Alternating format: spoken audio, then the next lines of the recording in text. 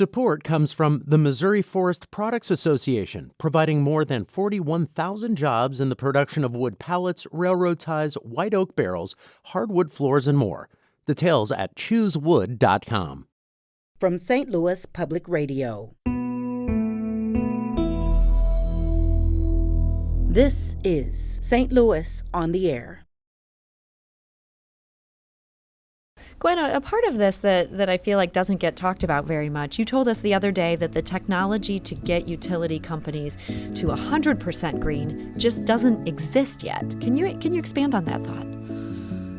Well, absolutely, and I'll tell you, Sarah, one of the challenges that we've seen in companies being able to make commitments to net zero, the biggest one is around the fact that there just does not exist currently the technology to get you there.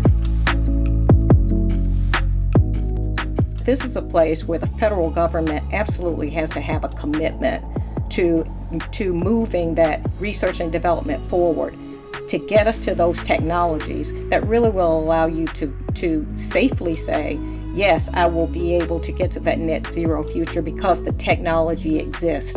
It does not currently. So the program that we have put together, or the integrated resource plan that we have put together, relies on those technologies that are available to us in the here and now.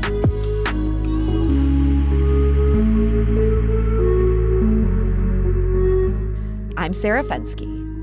For Ameren Missouri, climate pledges are great. They've made quite a few. They plan to hit net zero carbon emissions by 2050. But that's only one goal they have to hit. They're also intent on maintaining reliable and affordable service. And sometimes, they say, doing that can be at odds with scaling back emissions any faster. And joining us today to share the company's perspective is Gwen Mizell. She is Ameren's Vice President of Sustainability and Electrification. So Gwen, welcome. Glad to be here, Sarah. Good afternoon. So Gwen, you've said that Ameren Missouri is intent on transforming systems to clean energy and that you'll get there with what you call an integrated resource plan. What does that plan look like?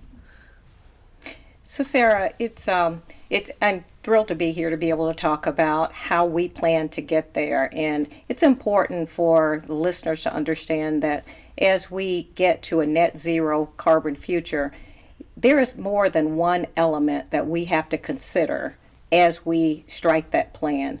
And we think about that as overall sustainability. Mm-hmm. And you might have heard the phrase environmental, social, and governance, ESG. So we have to balance all of those elements, the environmental elements, which means that we have to think about things like climate risk and carbon emissions reductions.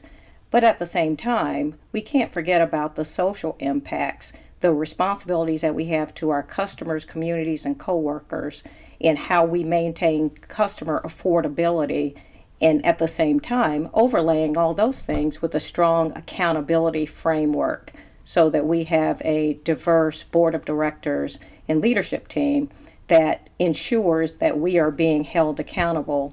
And the fourth tenet of our sustainability framework is that we add growth, sustainable growth, to that framework. And we think about that as electrification.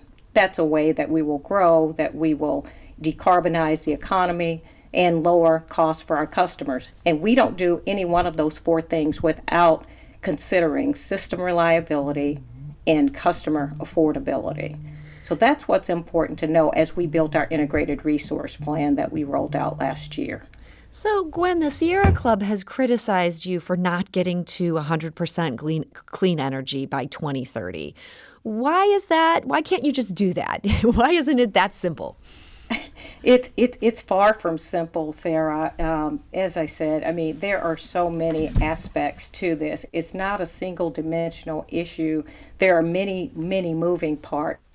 And so as we think about how we decarbonize, yes, we are for getting to a net zero carbon future by 2050. We are absolutely for that. And we are running as fast as we can to decarbonize as rapidly as we can. But at the same time, we cannot compromise the system reliability and customer affordability. We've seen some of those impacts. I suspect some of the learnings that we'll have from Texas. will be a part of those impacts. So we have to balance all of those elements. And as we've developed our integrated resource plan, we did in-depth analysis to look at a number of variables that will drive our business. What will be the demand in the future? Will there be a carbon tax in the future? What will be the cost of fuel? There are so many variables, and you have to remember that customer affordability remains huge in system reliability. So as we crafted the plan that we rolled out last year, all of those elements were considered, and the plan that we rolled out was the best solution that balances all of those elements and gets us there the fastest. Gwen, you mentioned learnings from Texas. Is this a matter of you have to be ready for that worst case scenario? If that happens, that we're all still counting on you for energy? Absolutely. I think that there are a lot of studies and analyses that are going on currently around exactly what happened in Texas. But I think it, just kind of preemptively, we know that the supply of diverse energy has to be there. We heard quite a bit about the failure of the wind systems during the cold snap. But likewise, there were issues associated with gas supply. And so when we think about the steps that we have to take in order to prepare our system for the future and to keep it reliable in light of the adverse weather events that we're seeing more frequently, we have to think about the investments to put in those heating systems that will keep the gas flowing, or heating systems that will keep the renewable energy systems active even in sub-zero degree temperatures. And so that investment has to be put in place in order for those systems to work. And at the same time, we need a diversity of supply. So we can't just rely on just renewables, can't just rely on just natural gas, just nuclear, just coal. There needs to be a diversity of a supply in order to mitigate some of those issues that we saw and that were really epitomized in the Texas experiment. Gwen, a part of this that I feel like doesn't get talked about very much, you told us the other day that the technology to get utility companies to 100% green just doesn't exist yet. Can you expand on that thought? Oh, absolutely. And I'll tell you, Sarah, one of the challenges that we've seen in companies being able to make commitments to net zero, the biggest one is around the fact that there just does not exist currently the technology to get you there. And so companies, as you might imagine, hesitate to put a commitment out there where there doesn't exist a current pathway. So one of the things that we are really for, if you think about the things that Ameren is for, I said that we are for a net zero by 2050 carbon future.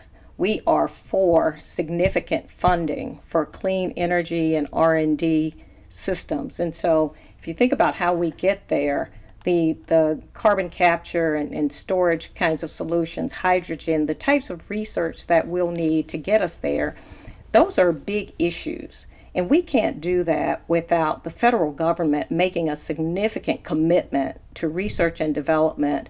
Now, sure, Ameren works with EEI, Edison Electric Institute. We work with EPRI on a low carbon resource initiative. And we will do our part to try to move that technology ball forward. But it's such a heavy lift that this is a place where the federal government absolutely has to have a commitment to moving that research and development forward to get us to those technologies that really will allow you to safely say, yes, I will be able to get to that net zero future because the technology exists. It does not currently. So the program that we have put together, or the integrated resource plan that we have put together, relies on those technologies that are available to us in the here and now. We're talking to Gwen Mizell. She's Ameren's Vice President of Sustainability and Electrification. Gwen, speaking of the federal government, there's this Green New Deal for cities that a bunch of progressives, including our own Cori Bush, has put forward. I was curious to see in its fine print that it specifically bars any of those funds being spent on nuclear energy. Do you think environmentalists are wrong to make nuclear a non-starter? Well, different groups have different perspectives. When we look at some of the necessities that that have to be in place in order for us to get to our clean energy future. We feel, and I feel like most of our peers that we work with through the Edison Electric Institute, feel that nuclear is a key component of any portfolio as we go forward. When you look at the plans of not only Ameren, but you look at the plans of an AEP or Southern Company, you see nuclear as a part of those futures. And nuclear is a zero carbon resource, a really safe, reliable resource.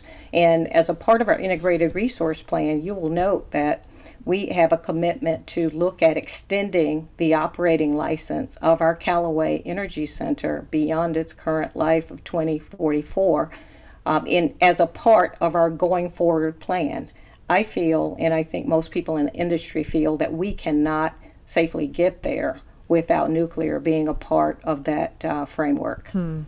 So we were talking earlier on the show about all the legislation that was passed in the final days of the session in Missouri. And one of the things that got across the finish line there is legislation that would allow Missouri utilities to speed their transition to renewable energy because it would allow you to refinance and shutter coal-fired power plants faster without taking a big financial hit. This is a process called securitization. Tom actually emailed us with a question about this. He says, now that this has been passed, if and when the governor signs the bill, will Ameren look to use this tool to close coal plants prior to the planned 2042 date? Might that speed things up on your end, or no? You know, Sarah, so you mentioned the operative word, which is tool. Securitization, and we appreciate the securitization work that's been done. We are supportive. We are appreciative of the fact that it's headed to the governor's desk. That is something that we will look at as a tool in our toolbox going forward. The basis for our current plan, our current integrated resource plan as presented in September of 2020, does not factor in securitization. And so we have a plan that we feel is a strong plan to get us there. We will look very closely and analyze the implications of securitization. We are supportive of it, but right now it is not a part of our plan, but we certainly look at it as a valuable tool. One last thing I wanted to ask you about. You recently made a $1.1 billion acquisition of 2 wind facilities in the state, including the state's largest. That produces enough energy to power 120,000 homes. And you also recently announced plans for your largest solar facility to be built later this year in Montgomery County. How significant are these facilities in terms of your overall portfolio? The renewables that we are investing in are absolutely critical to our plan. I mean, our plan is one that basically is predicated on several pillars. Basically, for us to get to our net zero, we are going to and have committed to accelerating the retirement of several coal plants, such that by the time you get to 2040, all of our coal has been retired. But a major element of that is that, by the time you get to 2042, not 2040, all of our coal has been retired. Okay. But a major element of that is the addition of renewables at a pace that are coming into our system that retains the system reliability. And so the additions of renewables, the 2 wind projects, one that went into operation in 2020 and the other that's going into operation 2021, that's a big deal. The solar facilities are a big deal. By the time we get to 2040, we will have added 5,400 megawatts of new, clean, reliable energy to our system. That is a big deal. And I think one of the biggest signals that we had that renewables are a major part of our strategy is the fact that for the very first time we have appointed a chief renewables officer, and I believe you may have spoken with Ajay Arora, but that is the renewables aspect of this is really huge. But I can't overstate the fact that we have to continue to invest in our grid and invest in transmission in an effort to ensure that these renewables are adaptable to our system, that we can indeed add these renewables to the system. So we have to make the grid smarter. We have to continue to add new meters as we are doing in Missouri. Well, Gwen Mizell, Vice President of Sustainability and Electrification for Ameren, thank you so much for joining us today. Thank you, Sarah. I appreciate the time. St. Louis on the Air is a production of St. Louis Public Radio. Understanding starts here.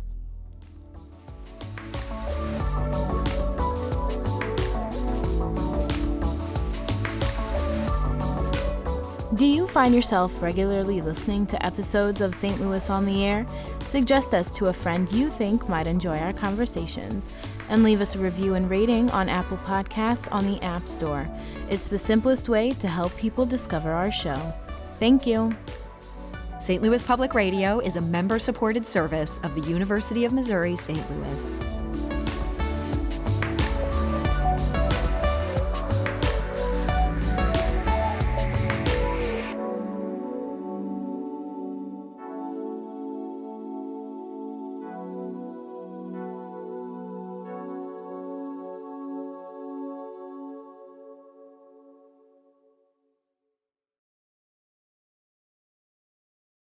Support comes from the Missouri Forest Products Association.